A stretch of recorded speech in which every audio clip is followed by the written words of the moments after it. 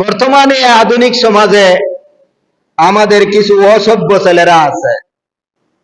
এই ছেলেগুলো খেলাও নাই, কোনো কিছু নাই, অসভ্যতার নামে এমন কিছু কাপড় পরিধান করে যে হাঁটুর উপর প্যান্ট পরা শুরু করছে। জিজ্ঞাসা করলে বলে এত গরম হুজুর।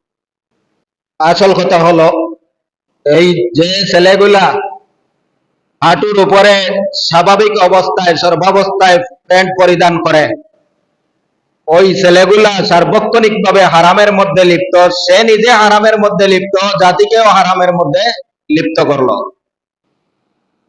মূল সমস্যা যে বিষয়ের মধ্যে আছে তা পরিষ্কার করে বললে অনেক মানুষে রাগ করবে। মূল সমস্যা হলো তার মা বাবার মধ্যে সমস্যা। যার মা বাবা নোংরা, যার মা বাবা অসভ্য, যার মা বাবা বদ্দিন, যার মা বাবা দিনহীন, ইসলামী শরীয়ত মানে না, ওই সমস্ত মা বাবার সন্তানেরা অসভ্য অবস্থায় রাস্তাঘাটে ঘুরায়। সে কাপড় পরিধান করলো, তার মা বাবা দেখে না, সমাজে কেন কথা বলবে? তার আগে তো তার গাইড, সর্বপ্রথম গাইড ছিল, সর্বপ্রথম অভিভাবক, সর্বপ্রথম উস্তাদ, সর্বপ্রথম গার্জেন ছিল তার মা বাবা। তার মা বাবা এইটা দেখে নাই, যার কারণে ওই মা বাবারা সন্তানের যে সমস্ত অপরাধ করবে সেই অপরাধের মৌলিকভাবে শিক্ষা না দেওয়ার কারণে সেই সমস্ত মা বাবাও হাসরের দিন জবাব দিতে হবে।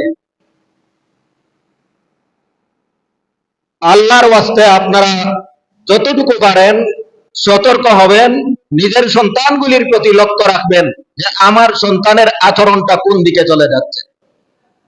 আমার মেয়ে যে বেপর্দা চলতেছে, আমার ছেলে যে পর্দাহীন ভাবে চলতেছে, এই চলার পিছনে আসল কারণ এখানে শেষ নয়, সর্বশেষ একটা পরিণতি আছে।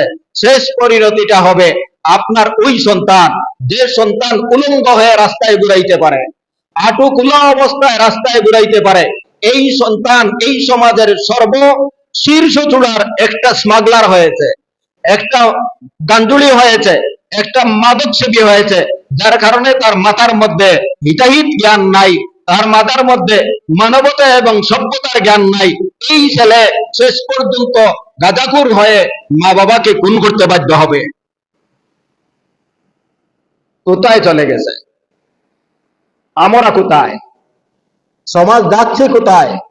আমরা কিন্তু এর একটুও চিন্তা ফিকির করি না।